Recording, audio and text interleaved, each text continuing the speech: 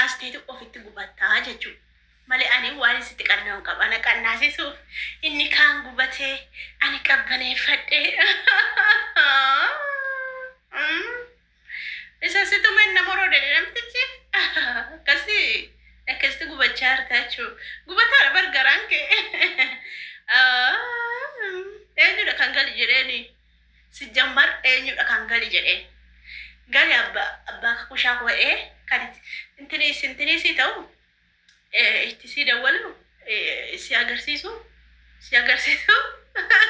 isin gubattaa kanarra maalti faana itti ibseeyyuu hin gubattaa jechuudha kanarra yoo wanni si godhee sirriitti gubatta yoo si agarsiise sirriitti gubatta kanaaf immoo dhiisi kan gali jedheeni kan galchee anadhaa jechuudha si himee jira bar guyyaa si himee jira si gashe jedhee namoonnis keessaan dhufanii cannaqanii namoota gurguddaan na jala jira kanaaf waan akkasiin hojjettiti wanta akkasii sirraan eegamu dhiisii taa'ii yoo si dhoowwe ta'ee dhugumatti galchii manatti naan jennaani ani immoo nama nan kabajaa namni yoo na kabaje nan kabaja namni yoo nan kabajin anillee hin kabaju namni kabajanaaf qabaanna anillee kabaje qaba namni bakka ni jira miti namni tokko kabaje siif hin kennu warra akka fayyoo kanaa jechuu kabaje siif hin kennani ulfina namaan beekanii kabaje namaan beekanii jechuu osoo isaan kabaje kiyya na kabajanii anillee isaan kabajaa jechuu kanaaf namoota tokko dhiisii jennaani bakka galillee jechuun hin barbaade xiqqooma ishee jira miti yoo galis deemee akka shaantaa fudhatee deebi'utti mee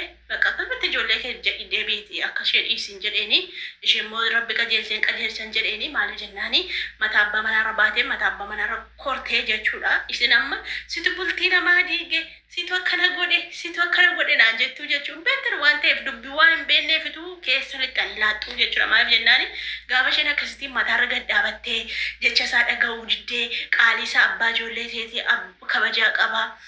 Keessattuu immoo jiraan immoo nama kabajamaa fi nama jaallatamaadhaan nama amala qabu sila amalaan qabatteetu wajji jiraatti malee akkasitti mataa isaa irratti quuftee jecha inni jedhuun dhaga'uu dhiisuu qabdu jechuudha. Sirriitti dhaga'uu qabdi jechuudha. Waan inni jedhu sirriitti dhaga'uu qabdi, sirriitti illee hubachuu qabdi jechuudha.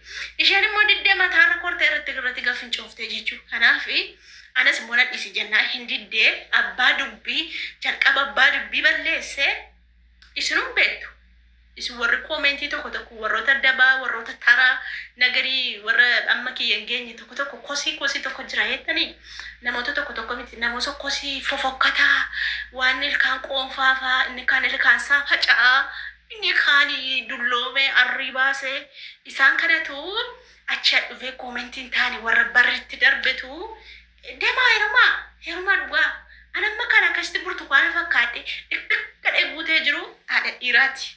Deemaa heeruma yeroo fi sofitti gubna wallahi deemaa warra heeruma warra akkasii koomentii jalatti isaantu dhugaa jallisee jalqabaa kaanii hubachaa jiran wanticha jalqabaa kaanii abbaa jalqaba viidiyoo dalage abbaa immoo deebisee reakshinii irratti godhe namni tokko namni quba qabu jiru jechuudha.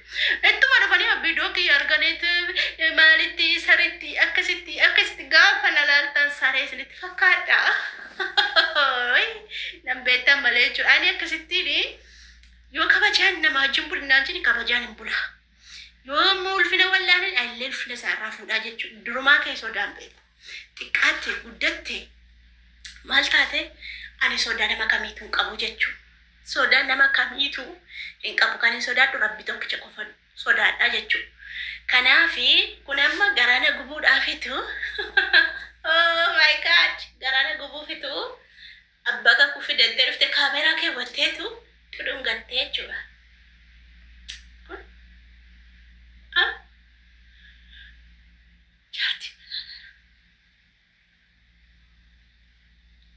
Be careful. Esaati irra kooti dhufte waan ati dubbatte taana walli sun jiru wal kabanya sin kabaja na kabaja. Adaamitu deddeemaa jira mana keessa.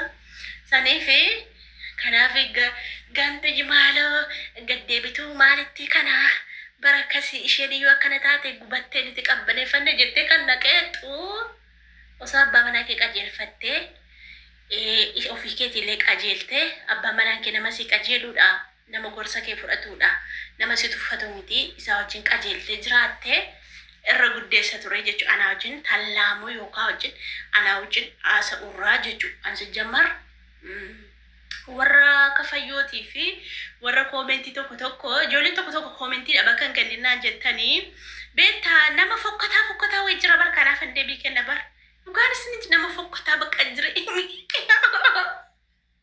jireenya qabni kan ilkaan irratti tortore kan maal ta'e ilkaan inni tokko inni gubbaara inni tokko gajjallaara inni kaan immoo adda afe waan akka jiru wayii tokko jira bar kanaaf hin deebisaafi ani beektaa nama fokkisuu jibbisiisan nama fokkisu nama bakka istaayilii isaallee bakka muudillee nama hin qabne nama istaayilii adda addaa bakka hin jiraa miti istaayiliin beeknee bakka inni mana dabbara na xarrashaa wallahi na xarrasha akkamalee na xarrasha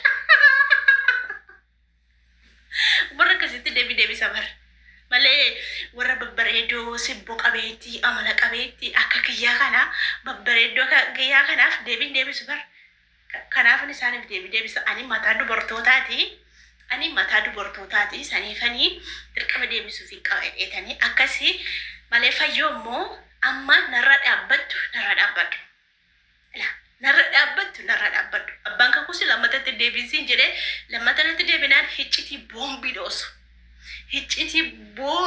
dhoosu si dhoosa si fide wallaan hiccitii boombii dhoosu narra jira jechuudha. Waasaappiin natti ergame jechuudha. Waasaappiidhaan natti ergame achitti boombii dhoosuun na bira jira. Si agarsiisa waasaappii keessa seene. Sin argisiisu wallahi. Sin argisiisu nama argita. Nadhiistu taanaan maqaa kee himma salphattaani. Ijuma ijoollee koomentii ijoollee warra fayyaa koo akkas warroota jedhu likkise isin baala lamman keessa baala likkisiin galchaa jechuudhaan. Abbate wallahi likkii singalcha an tokkitti tula akkasitti sirraa saara bar namni tokko namni narra goru hin jiru bar namni tokko namni naaf dubbatu hin jiru jecha ijoollee yuutuubii irrattis koomentiinis nama tokko nama lama akkas mucattii tokko rabbiin duuniyaa kiraa si haa gammachiisu waan hin jedhu qabu atu si argee akkan si gurana beeka kana si badhaasa kana si badhaasatu si argee kuni anaafi waan guddaadha. Ani silkii madaamiin qabattu olitti qabadha waan ta'eef kana si badhaasatu si argee kan komentii gaarii naa barreessitu maaliif jalqaba viidiyoon beekta waan ta'eef jalqaba viidiyoo hojjetame hin beekta waan ta'eef kanaafitu haga yommuu na dhaabbatti na wajjin falmaa jirta kana si badhaasa dhugaa kanarra wanti hin jaaladhu hin jiru maaliif maallaqa guddaa waan ta'eef kana si badhaasa sila si erga sila poostaadha maaliif dhugaan jallistu waan ta'eef dhugu jettee dhugaa beekte